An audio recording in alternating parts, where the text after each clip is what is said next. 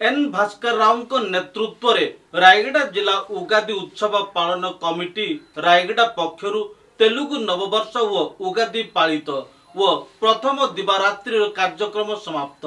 नमस्कार, आपण देखुचंती टीवी7 Odisha news channel को सब्सक्राइब करनथिले सब्सक्राइब करंतु, पाखरे थिबा घंटी बजाई अपलोड हेउथुवा समस्त खबर प्रथम देखिबार सुजोग पांतु। तेलुगु संप्रदायर नववर्ष व उगादी उत्सव पालन अवसर में 9 तारीख सकाळ 8:30 समय कमिटी पक्षर पंचांग श्रावणम, कविता गोष्ठी, रामलिंगेश्वरी मंदिर रे उगादी पाचेड़ी बंटन करा जायतिला।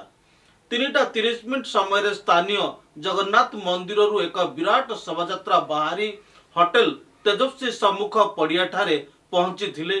5:30 समय ज्योति प्रज्वलना, 5:40 प्रार्थना, 5:50 पुरस्कार वितरण, 6 घंटिका समय धन्यवाद अर्पण एवं 6:30 समय स्थानीय व बाहर कलाकार मानक द्वारा सांस्कृतिक कार्यक्रम परिवेषण होइतिला।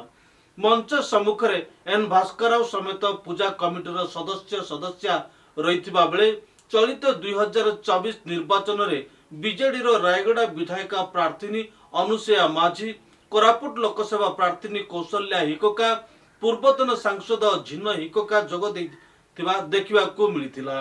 एठारे हजार हजार संख्यार दर्शक जोग देई कार्यक्रम को उपभोग करथिले।